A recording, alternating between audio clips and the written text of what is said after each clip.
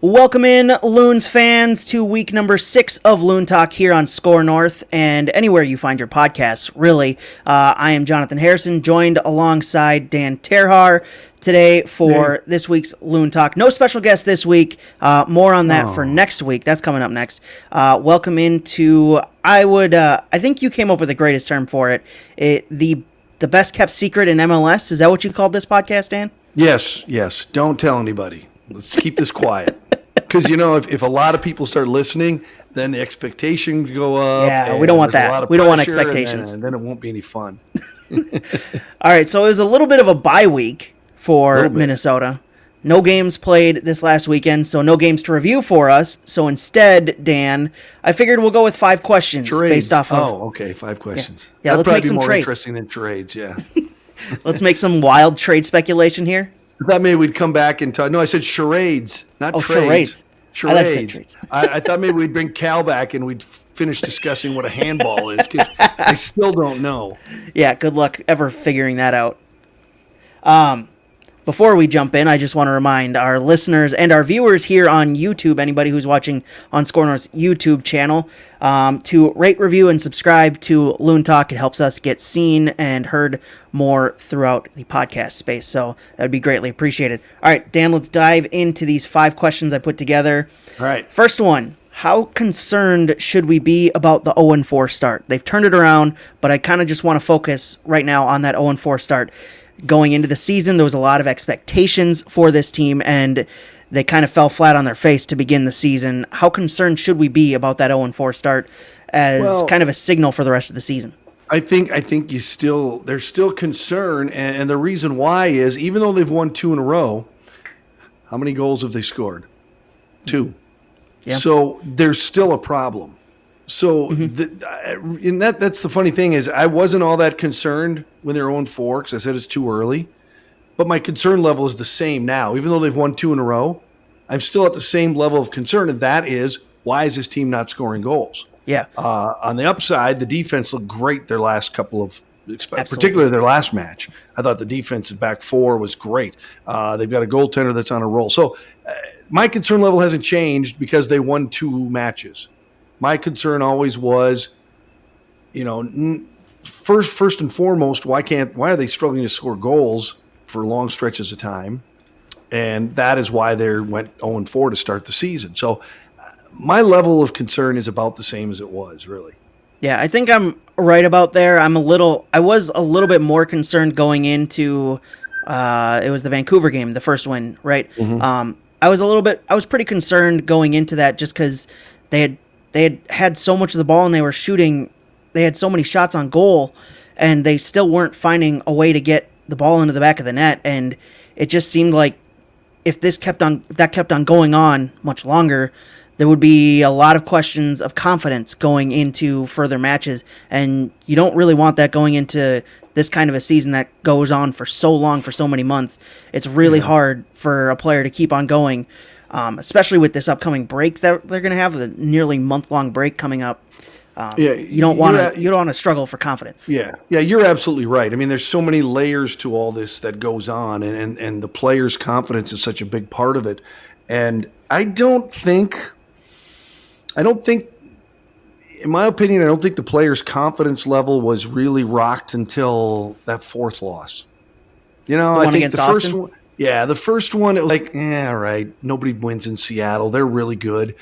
And the second one is, okay, we got some things to work out. And the third one was, I think the 4th one was probably the only one where, and you notice that's when they came out and they played with a better effort and they got a win, was at about that point where players were starting to doubt themselves. And I think you have to give, that's a tough position to be in as a coach, because you can't, as a coach, Adrian can't go in and say, we must win. This is a must-win game. Because as soon as you play that card and they don't win, you've lost. You're in big trouble. You're screwed. So a coach has got to help this team try and get their confidence back without pushing the panic button. And it appears with 2 wins that, they've done that. So, the storyline on this is, if this team makes the playoffs it was, wow, they overcame a really, really bad start. If they don't make the playoffs, well, they couldn't overcome their really, really bad start. And neither one is really true, because what this team's doing in September and October has nothing to do with happened, 2 months ago. Yeah, and if they do make the playoffs, according to a lot of statistics and history, it'll be a pretty historic feat, because I think only 2 or 3 teams have ever come back from an 0-4 start to get to the playoffs, and 2 of those were last year in the weird season when they switched things around late in the season on how you qualified for the playoffs. So it's hard to take that seriously. But you know why this team could do that and it wouldn't be an amazing feat in my mind is because most teams that start 0-4 are really crappy teams. Mm-hmm.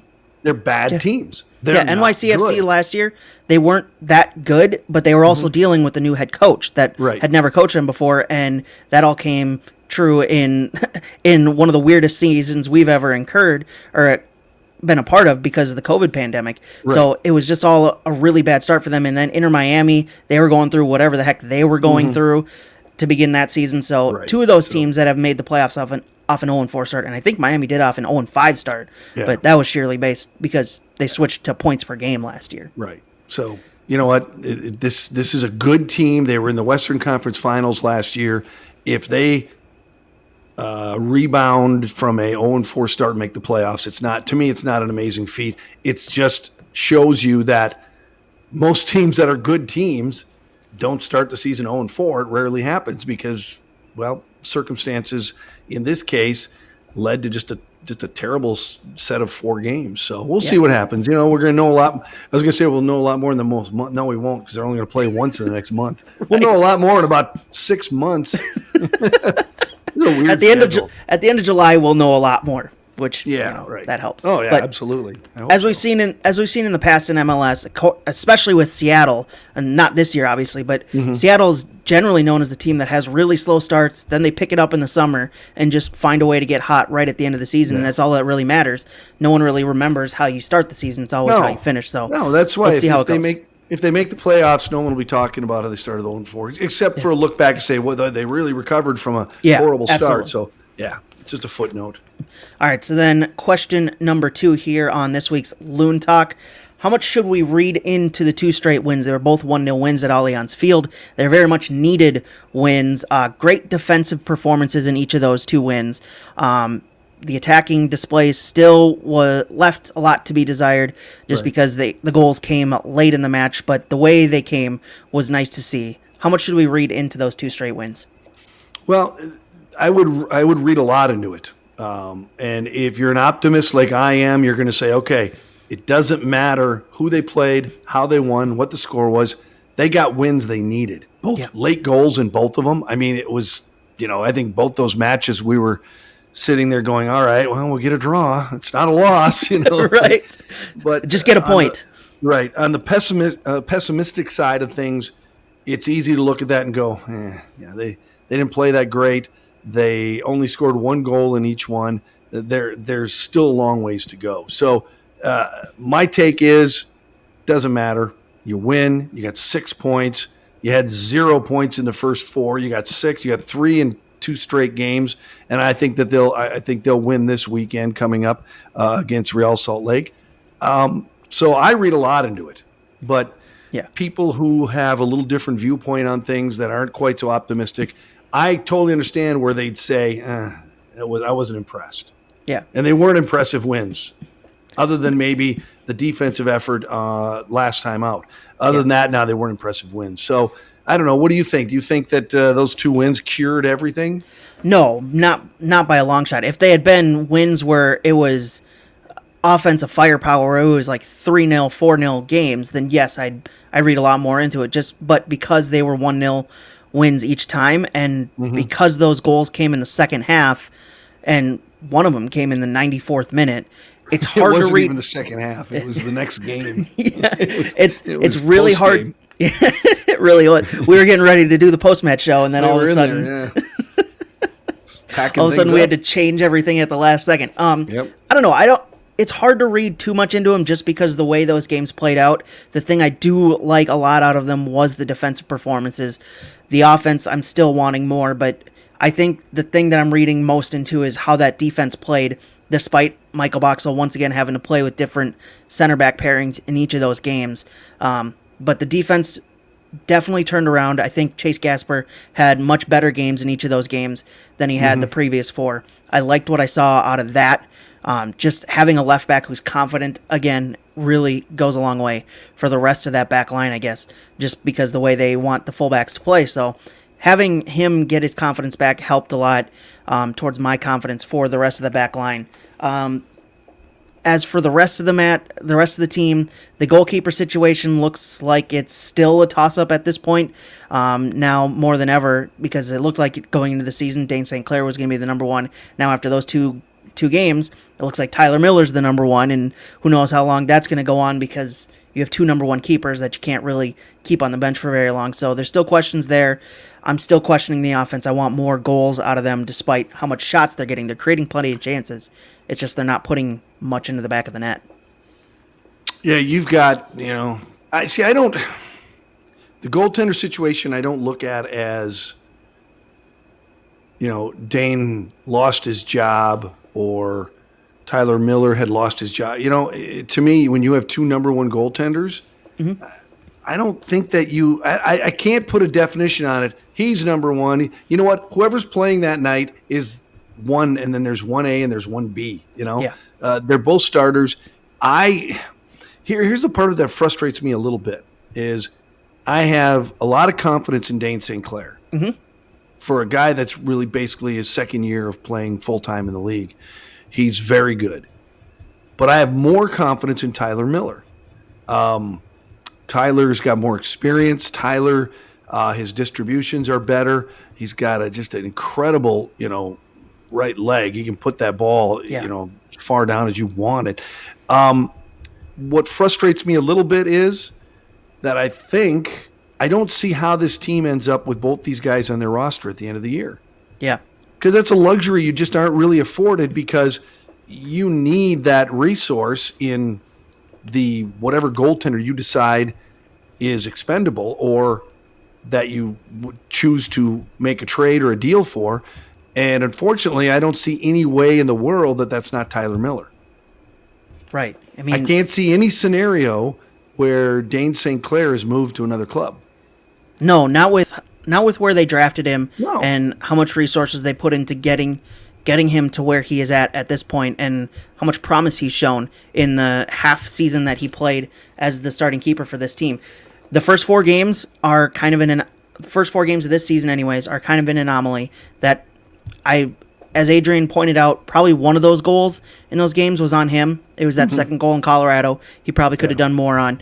Other than that, not many goals that he could have done more on to stop. So I liked what I've seen from him, especially last year, but into this year as well. I would like to see him get better at distribution. But yeah, I'm with you. I don't see a way at the end of this season where Tyler Miller's still on the roster just because of, like you said, it's a luxury that most teams don't have is 2 starting keepers. Heck, Portland's on their 4th keeper, a guy that they had to loan in for the rest of the season because they've had injuries to their starting keeper and their backup keeper and their 3rd string keeper. Yeah. So here's the question. Here's a question for you. Yeah. All right. Tomorrow, Minnesota United is playing in the Western Conference Final again. Who do you want in goal? tomorrow, based off the last 2 games and confidence, I'm going Tyler Miller. I want Tyler Miller. Yeah, if it's tomorrow. But if it's at the end of the season, well, you might be in goal by the end of the season. You'll have played center back with Michael Boxall. We all get a turn, right? Isn't that? I'm a little short for that, but sure. They got the Eye of the Loon where they have the veteran they honor in the stadium. Yes, we're going to rotate the other center back position. The fan of the game gets to play the first 20 minutes with Michael Boxall. Look, just get his center back pairing numbers up. It couldn't be worse than 0-4. Come on. He's already got 100 caps for the team. He's already got 100 appearances for the team. Let's get his center back pairings up to 100 while we're at it. That's the record. All right. Yeah, I don't know if it's tomorrow. I'm definitely taking Tyler Miller, but like you, I just don't see a way by the end of the year that Tyler Miller's still on the roster because it's such a good trade asset that you have with him, especially if he's playing well like he has been. It'll be interesting to see what happens. So it'll be fun to follow that one, and it's a good problem to have. Yeah, it would stink to lose him because he's a good keeper. He seems like he's a good guy. He was on the TV broadcast last year, and he's gone through a lot to come back from that injury, the surgery that he had last year. So it would stink to lose him, but obviously if you're getting a lot in return, then it makes it worth it. So the next question here, question 3 on our 5 questions from the bye week. What should the expectations be for Minnesota now that ADRIAN, HUNOU, and Franco Fragapane are here? Because I think it was last Monday, the Loons announced the official signing, or last Tuesday, excuse me, that they announced the official signing of the Argentine winger, and then ADRIAN HUNOU made his plane trip over here and was seen practicing with the squad, I believe, this week. So they are presumed to be in the lineup or on the bench this coming Saturday against RSL. What should the expectations be for Minnesota now that they have a true number 9 and a true left winger for the first time in a while? Well, I think because you start 0-4, whether Uno's ready to play or not, or Fragapane? We'll have to ask Cal. Yeah, we got to look that one up before he plays. Yeah. Your expectations have to be changed a little bit. Going into the season, it was, okay, they should be able to compete for the top spot in the West. From what we saw last year and the way they finished strong. And obviously, it's not realistic now with the 0-4 start. So I think the expectations now have come to the point where I still expect them to make the playoffs. I think it'd be even at an 0-4 start, I think it'd be very disappointing if they didn't, because this year won't be a success if they don't make the playoffs. So that's something this club has to get through and make the playoffs. And I would expect that they should be good enough with the additions. And, there's going to be ups and downs with players gone for international duty, and there'll be injuries.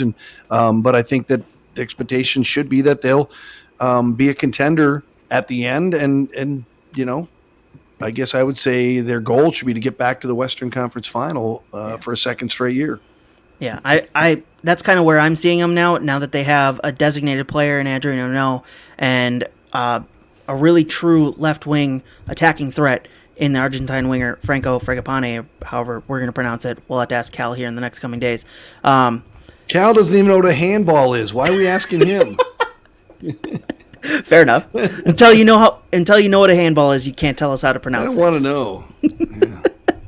Yeah, I don't know. I would hope that I would think they would start scoring more goals. I mean, it's the law of averages. The law of averages says that with the amount of shots they're creating, they're going to score more goals. And now that they added 2 new attacking threats that should be up there and some of the best in the league, they're definitely, my expectations, they'll score more goals and that they'll get to at least the Western Conference Finals, and hopefully that they'll push through those last 18 minutes and get on to the finals.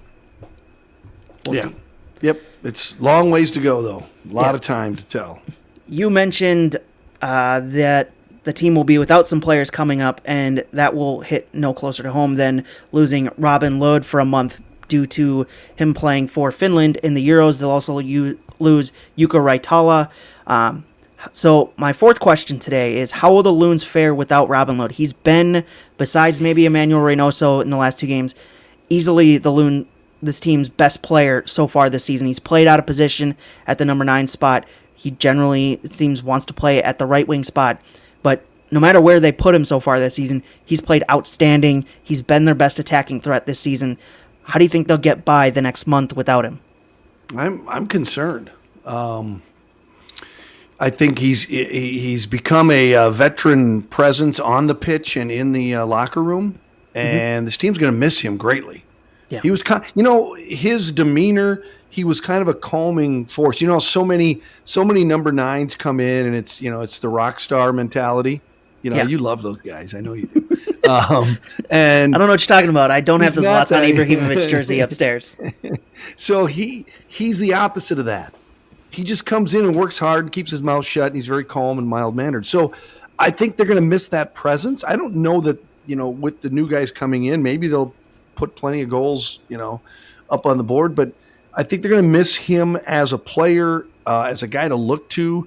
as when everything's going. What did Tyler Miller say? He's a rock at the bottom of a river, and everything's whirling around him. Yeah. That's kind of what Robin Lode is. He's just that rock that they can look at, and you're not going to see panic on his face. You're not going to see him flopping and trying to, create a foul call. He just does his job, and they're going to miss that. And it is concerning. It really is. It's the guy that's been leading this team for not only this season, but the end of last season too. Yeah, and with the goals he scored last year and how key he was for that offense and creating space for Emmanuel Reynoso and creating space for Kevin Molino last year and now creating space for Ethan Finley and Hassani Dotson as their wingers this season. I think without him, it's going to be a big loss, and we'll see how he plays now with HUNOU and FRAGAPANE coming in this weekend. We'll see them a little bit. I don't imagine they'll start. I can't imagine they will. I mean, they're both pretty much in game shape. I mean, Franco was playing up until the day before they announced the signing. I wouldn't rule anything out. Yeah. I really wouldn't. Listen to this. I punched in FRAGAPANE. How do you spell it? Is it FRAGAPANE? Yep. Okay. All right, how does Siri say it? FRAGAPANE. FRAGAPANE? Okay. She says FRAGAPANE. That doesn't sound right, does it? It sounds weird. I don't know. Maybe that's right. Who knows? Maybe I'm pronouncing it incorrectly. I'm just going to go with Franco until I learn how to pronounce it. Franco. Sounds better. Yeah, I don't know. I'm a little concerned with how they'll do, but looking at their matches, looking at how long he's going to be out.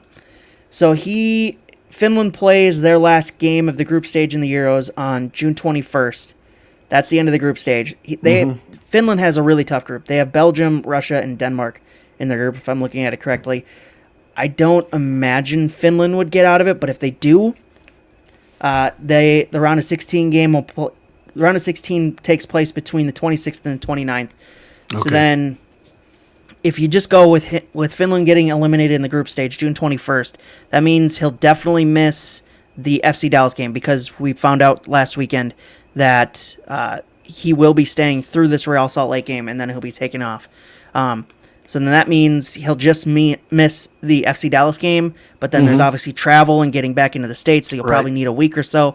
So that puts you probably past the Austin game, past maybe the Portland game. So you're looking at a July 3rd return, depending on how long Adrian wants to give him off. So then he would come back against San Jose. So you're missing 2 games, or 3 games then, and 2 of them against teams that generally look like they're going to push towards the playoffs in FC Dallas and Portland. Austin gave you trouble last time, so we'll see how that turns out. I don't know. I'm a little concerned. I'm concerned how they'll get on without him, but I also am a little bit optimistic now that they have the 2 new signings that they should be able to make up for his loss, hopefully. That's my view anyway. Yeah, we'll see how it plays out. But yeah, if you're not concerned, then you haven't been watching what he's been doing. So yeah. All right, so then question 5, and this one might be the hot takiest of them all. Uh-oh. And that's generally what gets clicks in the sports media industry, so we got to have at least one of them. And it's a talking point among the fan base. We talked about it after the 4th loss. We both decided we are not in the camp that wants Adrian out. But the question stands, is Adrian still the right man for the job? As of right now, today, absolutely. Yeah. Because you don't have anybody else. You can't take a team and just, look back in history of when teams uproot a coach, make a change early in the season. There's not a lot of times those teams, all of a sudden miraculously turn around and go win a championship or get to a championship or win a conference. It would be a dumb move. It would be a dumb move at this point, and it's not going to happen. At the end of the season, I don't know. Nobody knows but the owner, and he knows what he knows. And Adrian Heath has given. People don't like Adrian because they think they know more about soccer than he does, and that's silly. This guy came in and he said, "Here's my plan," and he's basically stuck to the plan. He's done what he said he was going to do. It's tough to be a coach, isn't it? When you basically do what you say you're going to do, and then people are still unhappy. Yeah, and And let's be seriously. Let's also put all our chips on the table here. Our special guest next week looks like it will be the man himself, Adrian Heath. So it'll be the coach of Minnesota United, whoever that is at the time. Let's go with that. Right now, it looks like Adrian Heath will be joining us next week on Loon Talk. It looks like that is all set to happen. That'll be next Monday night. So take what we say with a grain of salt if you want to. Our opinions still stand. I think Adrian is still the right man for the job. I don't think that if they did get rid of him, they'd go after a big name. They'd go after one of the assistants in the league. So I don't know that you would want to have an assistant, a current assistant, come in the middle of the season and try and coach someone else's roster that they've built for the last 3 years. I mean, ever since Adrian took over, ever since his coaching staff essentially took over the roster construction, you've seen how good they have been. I mean, they've gone to the playoffs every year that basically he's been one of the key parts of putting that roster together. And I think that the team that they've built so far or into this season, now with the 2 latest additions, is the team that he's wanted all along. And I think we're going to finally see that come to fruition. And like you said, his plan, he laid it out when he came here. It was a 3-year plan. It wasn't going to be good the first 2 seasons, but in the 3rd season, they got to the playoffs. They've made progress every single year. They got to the Western Conference Finals last year. Now they haven't scored that much yet this season. They've struggled to find a number 9 basically since he came here, but it looks like Adrian HUNOU is that guy. So hopefully let's see that come through. But I wholeheartedly believe Adrian is still the right person for this job to take this team where the fans want it to go. There's no indication that he's lost the respect of the players. Mm-hmm. There's nothing on the pitch that shows that they aren't playing hard for him. Yeah. And there's nothing that we've heard from talking to players and people around the team that he's lost the clubhouse. So it's silly. Now you can say at the end of the year, if they don't make the playoffs, that's a step backwards. It certainly is. And then anything's on the table. And Adrian knows that. That's just part of the job. You can ask him that next week. Mm-hmm. Well, you can. Okay? I'm not going to. Yeah, you can. Ask him, if you don't make the playoffs, should you be fired? And then I'll just wait and listen for the answer. Should that be how we lead the? Should that be how we lead the conversation? Might be the shortest interview in history. He won't answer. He'll just leave the stream. He would call us a wanker or something like that, and we'll be done. We'll be all done. No, he's the right guy. He was the right guy for an expansion franchise, and until there's reason to see that he has lost this club on the pitch or in the locker room, until they don't make the playoffs, nothing's going to change. Yeah, I'm with you. Yeah. I don't think anything's going to change. He's still got the locker room behind him, and it looks like everybody in the squad is wholeheartedly behind Adrian Heath as the manager. They just got 2 new signings. They invested, I think Andy Grader said around $5 million in the 2 new guys. So the team's clearly still investing in his squad. So I don't see that changing anytime soon. I still think, despite the 0-4 start, despite the 2-4 start, I guess, to the season, he's still the right guy for Minnesota United to take them to, hopefully, a championship this season. All right, so that's our 5 questions for this week. We will now take a quick look around the league. Dan, let's start here. A report from Andy Grader today says Minnesota United are pursuing the 2022 MLS All-Star Game to be hosted at Allianz Field. Your immediate thoughts on that?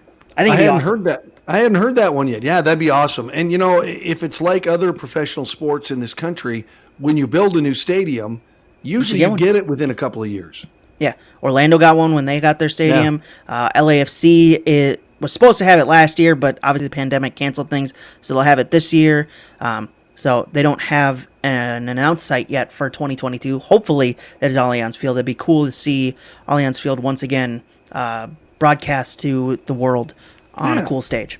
Yeah, and I think that'd be really a great moment, and they should get it. Austin FC just got going. They should get it in a couple of years down the road. And Cincinnati just open up their stadium. They'll get it. There should be a little payoff because I assume that it's a revenue builder for the team, and I assume that they get a chance to again, show off to a national audience their beautiful facility. And I think that'd be awesome. Hopefully it happens, and that would be and we're in Minnesota, so you always hope, cross your fingers that the weather's good. And, hopefully that July weather holds out for us. Yeah. So no, I think that'd be really cool.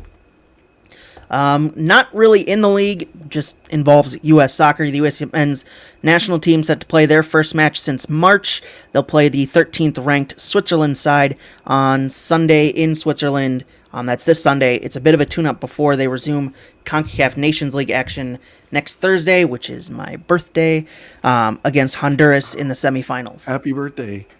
I just had to point that out. Okay. Just wanted to point it out. We know what I'll be doing for my birthday. I'll be watching the U.S. men's national team play. Let me write that down. Yeah, write that down. Remember that. The Timbers' injury woes just continue to get worse today as they announced Andy Polo will undergo season-ending surgery after he suffered a meniscus injury this weekend from a tackle from LA Galaxy defender Derek Williams. Williams was sent off with a red card. Andy Polo joins goalkeeper Jeff Antonella and defender Ishmael Jome on the season-ending injuries list. Sebastian Blanco and Nij Gioda have yet to debut this season after injuries they suffered last season. And then it goes along with Diego Charo, Laris Mabiala, Christian Paredes, and Steve Clark are also currently out for the squad that sits, I think, in 6th in the Western Conference right now. They are just struggling with injuries right now. And you want to talk about, trying to overcome an 0-4 start? Trying to overcome having 11 guys on your injured list. I mean, there was a time last year where Minnesota had a pretty impressive lineup that was on, out with injuries. Yeah. And the good thing, well, I don't know, here's a question. Would you rather have one of your top players out or 10 other players? You know what I mean? 10 of your depth pieces out? Because this is really, a lot of these guys are depth pieces, or they're players that, you can bring a guy up and play and he'll be okay. They're not their premier top players.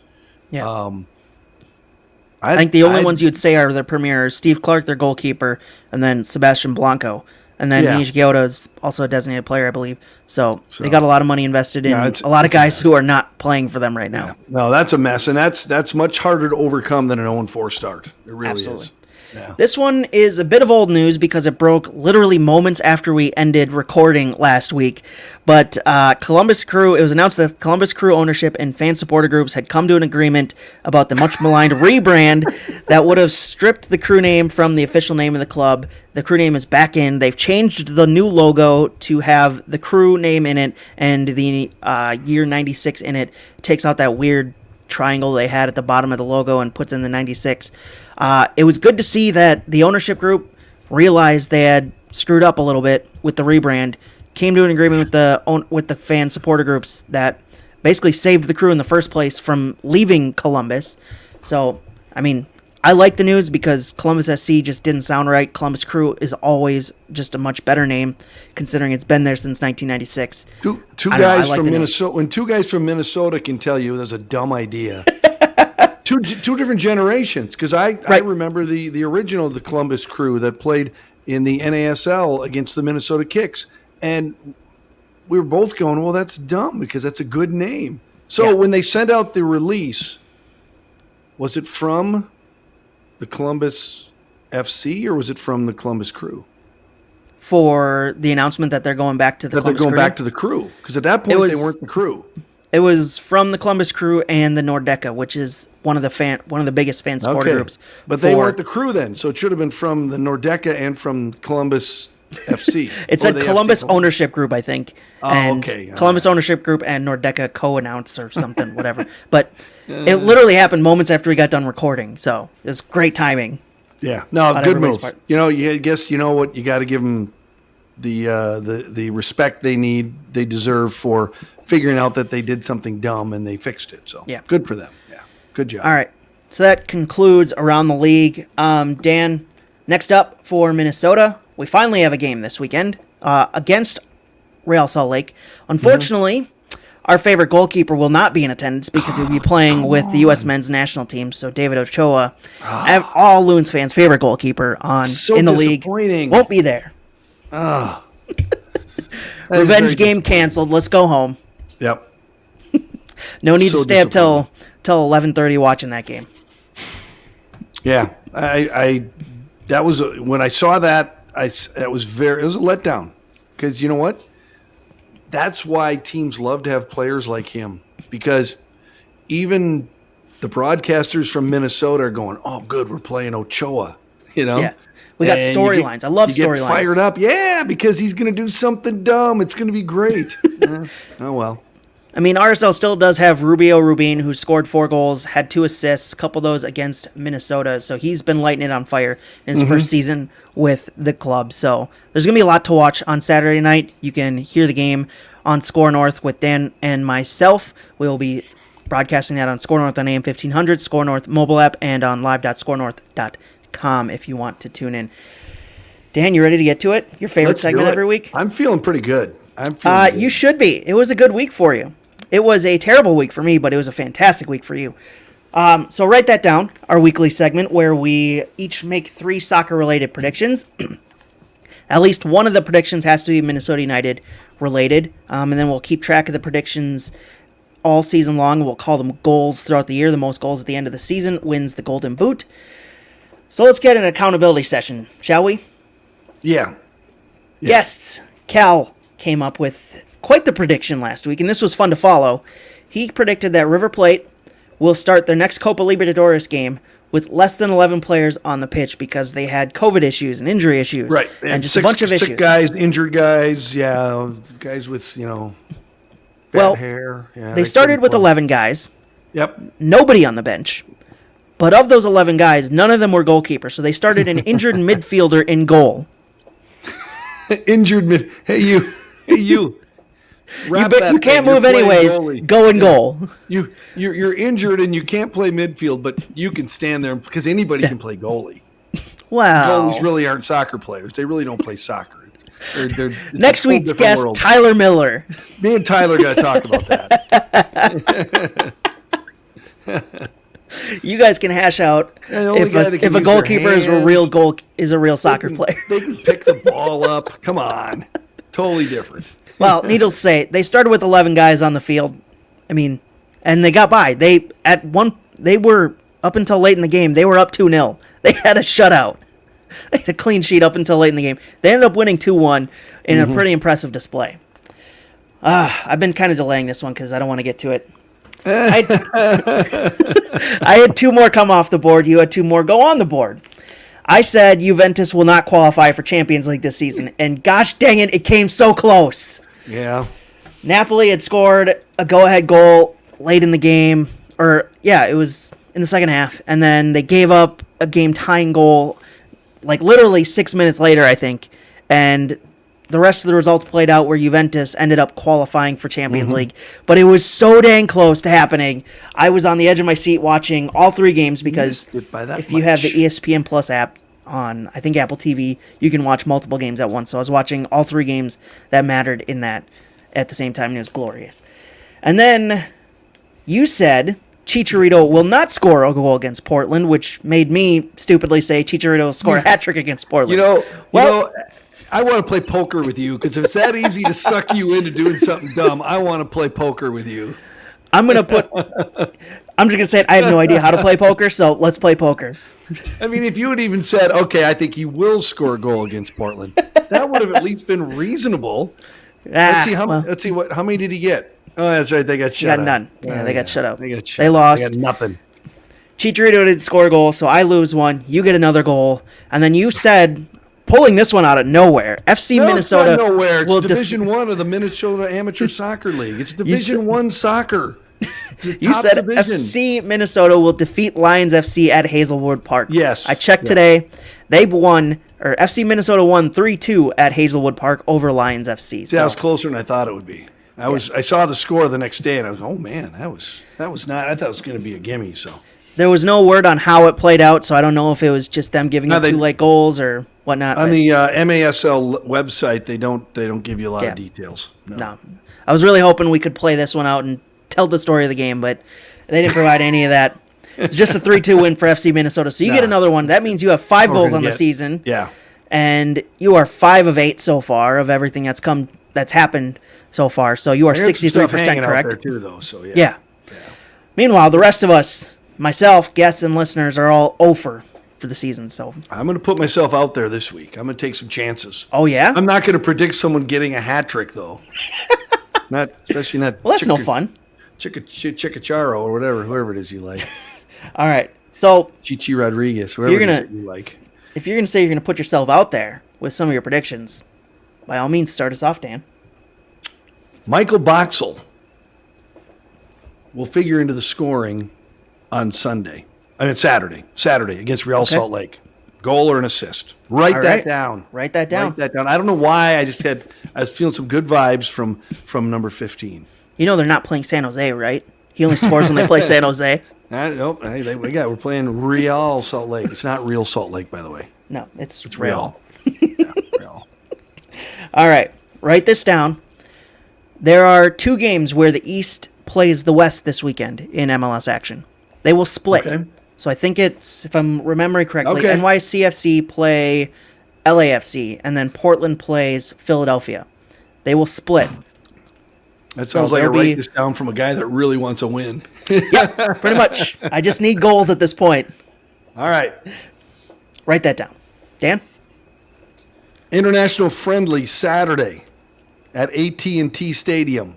Okay. That's in which Texas city is it? That's Dallas. That's Dallas. Yeah, that's Jerry World.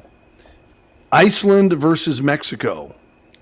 The one we've all been waiting for. Mexico will shut out Iceland. Okay.